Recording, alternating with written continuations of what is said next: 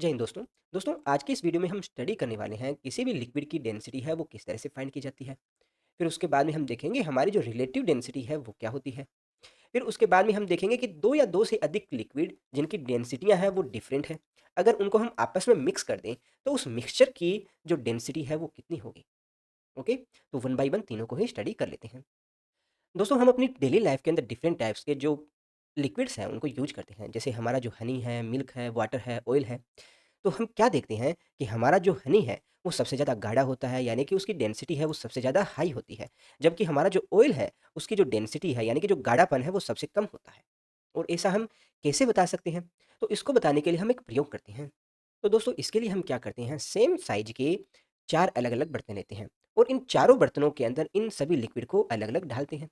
दोस्तों हम अपने पहले जार के अंदर 1 केजी हनी लेते हैं, दूसरे जार में 1 केजी मिल्क लेते हैं, तीसरे जार के अंदर 1 केजी वाटर लेते हैं और चौथे जार के अंदर हमारा 1 केजी ऑयल लेते हैं। ओके? तो हम देखते हैं कि वेट के अंदर तो ये लिक्विड है वो इक्वल है, परंतु जब जार में इनको डालते हैं तो इन सभी लिक्विड की जो हाइट है वो डिफरेंट है। सबसे कम हाइट हमारी रहती है हनी की, जबकि हमारा जो ऑयल है उसकी हाइट सबसे ज़्यादा है। तो दोस्तों अगर पर यूनिट वॉल्यूम के अंदर कितना मास है उसको कंपेयर किया जाए तो हम देखेंगे कि हनी है उसके अंदर इसकी मात्रा सबसे ज़्यादा होती है, जबकि हमारा जो ऑयल है उसके अंदर पर यूनिट वॉल्यूम के अंदर कितना मास है उसको देखें तो उसकी मात्रा सबसे कम आती है। और हम जानते हैं कि पर यूनिट वॉल्यूम के अंदर जो मास है उसी को तो हम डेंसिटी बोलते हैं। तो दोस्तों आप क्या कहेंगे कि हमारा जो हनी है उसकी पर यूनिट वॉल्यूम के अंदर डेंसिटी है वो सबसे ज़्यादा आ रही है, क्योंकि पर यूनिट वॉल्यूम के अंदर उसका जो मास है वो सबसे ज़्यादा आ रहा है। जबकि हमारा जो ऑयल है उसका पर यूनिट वॉल्यूम के अंदर जो मास है वो सबसे कम है, यानी कि उसकी डेंसिटी है वो भी सबसे कम है। दोस्तों अभी आप में से कुछ स्टूडेंट के मन में एक क्वेश्चन आ सकता है कि सर हमारा जो लिक्विड है उसकी यूनिट तो लीटर में होती है, आपने यहाँ केजी में क्यों लिया? देखिए हमने चारों जो हमारे लिक्विड हैं उनकी एक फिक्स क्वांटिटी ली और फिक्स क्वांटिटी लेकर फिर उनके पर यूनिट वॉल्यूम के अंदर उनका कितना मास आ रहा है उसको कंपैरिजन करने के लिए हम यहाँ एक फिक्स क्वांटिटी केजी के अंदर लेते हैं इनकी। ओके? तो इसमें कन्फ्यूज़ नहीं होना है कि आप यहाँ लीटर में ले रहे हो या केजी में ले रहे हो। ओके, तो देखिए दोस्तों किसी भी लिक्विड की जब हमें डेंसिटी बतानी होती है तो हम सिंपली क्या करेंगे, उसके पर यूनिट वॉल्यूम के अंदर कितना मास आ रहा है वो देखेंगे। ठीक है, तो मान लेते हैं हमारे पास में इस लिक्विड का कोई भी एक वॉल्यूम एलिमेंट है डेल्टा वी, उस डेल्टा वी वॉल्यूम के अंदर इसका मास कितना आ रहा है, डेल्टा एम आ रहा है। तो यहाँ पर इस लिक्विड की जो डेंसिटी है वो किसके बराबर आ जाएगी, rho equals to delta M upon delta v. Okay, अगर हमने जो यहाँ पर जो वॉल्यूम एलिमेंट माना है, वो लगभग 0 के बराबर है, तो उस कंडीशन में क्या होगा? हमारा जो रो है, वो किसके बराबर हो जाएगा? Limit delta V tends to 0, ठीक है? Delta M upon delta V. तो क्या हम इसको कुछ इस तरह से लिख सकते हैं? Rho equals to dm by dv, लिखा जा सकता है ना? तो यहाँ से हम कहेंगे कि किसी भी लिक्विड के जो मास है, उसमें वॉल्यूम के रिस्पेक्ट के अंदर जो चेंजेस आते हैं, उसी चेंजेस को हम क्या बोलते हैं? उस लिक्विड की डेंसिटी बोलते हैं। ओके? अब डेंसिटी की हमारी जो यूनिट है, वो किसके बराबर होती है? तो देखिए मास है उसको हम केजी के अंदर देखते हैं और हमारा जो वॉल्यूम है उसको हम मान लेते हैं मीटर के अंदर देखते हैं, तो वॉल्यूम अपना मीटर क्यूब हो जाएगा। तो ये हमारी यूनिट है वो बराबर आ जाएगी केजी पर मीटर क्यूब, और ये कौन सी यूनिट है इसकी? एसआई यूनिट है। ठीक है, इसको भी याद रखिएगा। दोस्तों सेकंड हम देखते हैं रिलेटिव डेंसिटी के बारे में। तो जैसा कि नाम से ही पता चल रहा है कि किसी एक लिक्विड के सापेक्ष में किसी दूसरे लिक्विड की जो डेंसिटी आती है उसको हम रिलेटिव डेंसिटी बोलते हैं, है ना? इसको आपको अगर कंपेयर करना हो तो हमने जब रिलेटिव वेलोसिटी पढ़ा था, क्या पढ़ा था? Relative velocity. तो वहाँ हमने देखा था कि किसी एक व्यक्ति के सापेक्ष में किसी दूसरे व्यक्ति का जब मोशन हम देख रहे थे, तो उसको हम क्या बोल रहे थे? रिलेटिव वेलोसिटी बोल रहे थे। यहाँ पर हम डेंसिटी को कंपेयर कर रहे हैं किसी एक लिक्विड के सापेक्ष में दूसरे लिक्विड का, तो इसको हम रिलेटिव डेंसिटी बोल रहे हैं।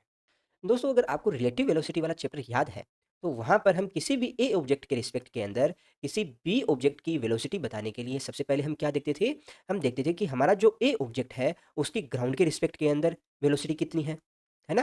फिर हम देखते थे हमारे इस ऑब्जेक्ट की बी की जो ग्राउंड के रिस्पेक्ट में वेलोसिटी कितनी है, जिसको हम वीबी से डिनोट करते हैं। और फिर हम देखते थे कि हमारा जो ए ऑब्जेक्ट है उसके रिस्पेक्ट के अंदर हमारा जो बी ऑब्जेक्ट है उसकी वेलोसिटी कितनी होगी, है ना? तो इसी प्रकार से हम जब डेंसिटी बताएँगे तो हम किसके रिस्पेक्ट में देखेंगे? सबसे पहले हम देखेंगे वाटर के रिस्पेक्ट के अंदर हमारा जो लिक्विड है उसकी जो डेंसिटी है वो कितनी है। और वाटर को भी हम एक फिक्स टेम्परेचर पर देखते हैं, क्योंकि तापमान के साथ साथ हमारी जो डेंसिटी है वो कम या ज़्यादा होती है। तो हमने एक फिक्स टेम्परेचर लिया, कितना?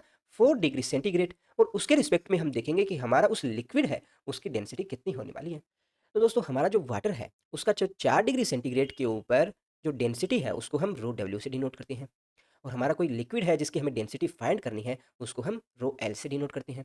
तो हमारा जो रिलेटिव डेंसिटी है वो किसके बराबर होगी, rho L upon rho W के बराबर। ओके, यानी कि किसी भी लिक्विड की डेंसिटी, यानी density of liquid upon density of water at 4 degree centigrade.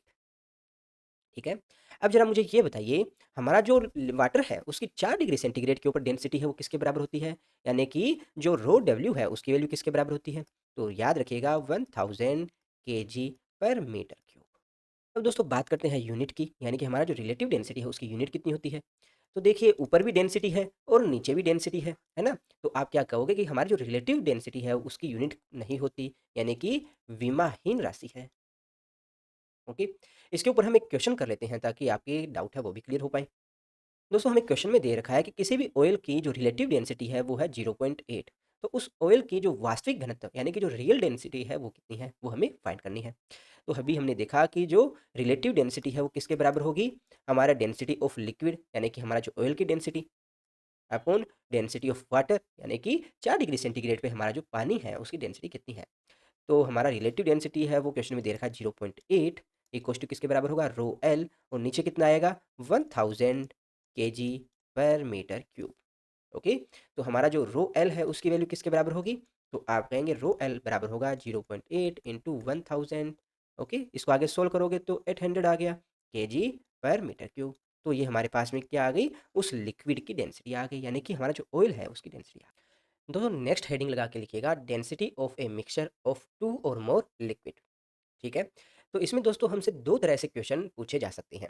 First type का जो प्रॉब्लम पूछा जाएगा उसमें आपको दोनों जो लिक्विड है उनकी डेंसिटी है यानी कि रो वन रो टू दिया गया होगा, और साथ में उनका जो मास है यानी कि m1 और m2 दिया गया होगा।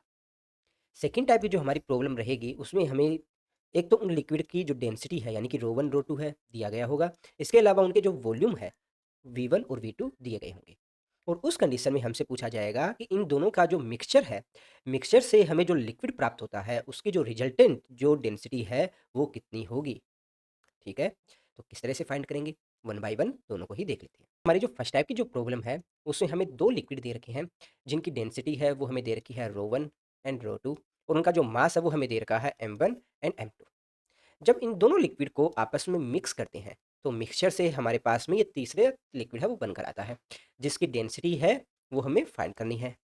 तो दोस्तों हम अच्छे से जानते हैं कि हमारा जो डेंसिटी है वो किसके बराबर होती है, मास बटे वॉल्यूम के बराबर होती है ना। तो जरा मुझे बताइए हमारा जो फर्स्ट ये जो लिक्विड है इसका वॉल्यूम किसके बराबर होगा, तो आप कहेंगे इसका जो वॉल्यूम है वो बराबर आ जाएगा हमारा rho one equals to m1 upon v1। तो आप कहेंगे v1 इक्वल्स टू अपना m1 अपॉन रो वन के बराबर हो जाएगा। इसी प्रकार से ये जो लिक्विड है इसका जो वॉल्यूम है वो किसके बराबर होगा, आप कहेंगे v2 equals to m2 upon rho two के बराबर। ठीक है, अब यहाँ पर हमारा जो ये मिक्सचर वाला जो लिक्विड है इसकी जो डेंसिटी है वो किसके बराबर होगी, तो आप कहेंगे इसकी डेंसिटी बराबर होगी इस लिक्विड का जो टोटल जो मास है जिसको हम मान लेते हैं m है, और ये किसके बराबर होगा, अपना m1 प्लस m2 के बराबर होगा ना। तो ये अपना m अपॉन, अब इन दोनों का जो टोटल जो वॉल्यूम है वो किसके बराबर होगा, आप कहेंगे v1 प्लस v2 के बराबर होगा, जिसको मैं v से डिनोट कर देता हूँ, है ना। तो जरा वैल्यू पुट कीजिए, यहाँ क्या आ जाएगा, आप कहेंगे रो इक्वल टू हो जाएगा अपना m1 प्लस m2 अपॉन क्या आ जाएगा अपना v1 प्लस v2। तो जरा इनकी वैल्यू है वो रखते हैं, तो हमारा जो रो है वो बराबर आ जाएगा m1 plus m2 upon m1 upon rho one plus m2 upon rho two. Okay, अब कोई एक स्पेशल केसेस देखते हैं जिसमें हमें क्या दे रखा है, इन दोनों जो लिक्विड है उनके जो मास है वो हम इक्वल दे रखे हों, यानी कि m1 equals to m2 equals to कोई भी एक मान लीजिए m के बराबर है, कैपिटल M मान लेते हैं। तो ये वैल्यू जब रखेंगे तो हमारा जो रो है वो किसके बराबर आ जाएगा, rho equals to m plus m upon rho one plus m upon rho two. इसको और आगे सोल्व करेंगे तो अपने पास में क्या आ जाएगा, two rho one rho two upon rho one plus rho two. तो दोस्तों हमारे पास में जो इक्विवेलेंट जो डेंसिटी है वो बराबर आ गया two rho one rho two upon rho one plus rho two. Okay, इसको याद रखिएगा। अब बात करते हैं सेकंड कंडीशन के लिए। दोस्तों हमारी जो सेकंड टाइप की जो प्रॉब्लम है उसमें हमें दो लिक्विड दे रखे हैं, और उन लिक्विड की जो डेंसिटी है वो हमारे पास में है रो वन एंड रो टू, और उनका जो वॉल्यूम है वो हमें दे रखा है v1 एंड v2। हमें फाइंड करना है इन दोनों जो लिक्विड है उनका जो मिक्सचर हमारे पास में आ रहा है उनकी जो इक्विवेलेंट जो डेंसिटी है वो किसके बराबर होगी। तो दोस्तों ज़रा बताइए हमारा जो फर्स्ट लिक्विड है उसका मास कितना होगा?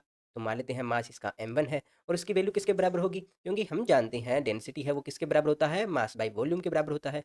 तो m1 की वैल्यू अपने बराबर आ जाएगी m1 इक्वल्स टू ρ1 v1 के बराबर। इसी प्रकार से हमारा जो m2 है उसकी वैल्यू किसके बराबर होगी? हमारा ρ2 v2 के बराबर। ओके, तो इन दोनों जो लिक्विड है उनका ये जो मिक्सचर है उसकी डेंसिटी किसके बराबर होगी? तो रो इक्वल्स टू होगा इस लिक्विड का जो नेट मास जिसको हम m से डिनोट करते हैं और जो नेट वॉल्यूम जिसको हम v से डिनोट करते हैं, तो m बाई v के बराबर होगी। और नेट वॉल्यूम है वो किसके बराबर होगा? आप कहेंगे v1 प्लस v2 के बराबर होगा, है ना? और नेट मास है वो किसके बराबर होगा? m1 प्लस m2 के बराबर होगा। तो जरा इनकी वैल्यू है वो यहाँ रख देते हैं, तो अपने पास में क्या आ जाएगा? Rho equals to m1 plus m2 upon v1 plus v2। अब इसमें हम रख देते हैं m1 और m2 की वैल्यू, क्योंकि क्वेश्चन में हमें m1 और m2 की वैल्यू नहीं दे रखी है। तो क्या होगा? हमारा जो रो है वो बराबर आ जाएगा रो1 v1 प्लस रो2 v2 अपॉन नीचे क्या आ जाएगा अपना v1 प्लस v2। ओके, तो इसको जरा याद रखिएगा। इसमें एक स्पेशल केस और देख लेते हैं। अगर हमारे दोनों जो लिक्विड है उनका वॉल्यूम है वो इक्वल हो, यानी कि v1 इक्वल्स टू v2 और इसको हम मान लेते हैं v से ही डिनोट कर देते हैं। तो हमारा जो रो है वो किसके बराबर आ जाएगा? रो इक्वल्स टू आ जाएगा हमारा रो1 प्लस रो2 अपॉन 2 के बराबर। ठीक है? तो इसमें किसी भी स्टूडेंट को किसी तरह का डाउट हो आप कमेंट बॉक्स में पूछ सकते हो। कभी कोई और वीडियो बनाकर इसको डिस्कस कर लेंगे। वीडियो में लास्ट तक बने रहने के लिए आप सबका धन्यवाद। Thank you.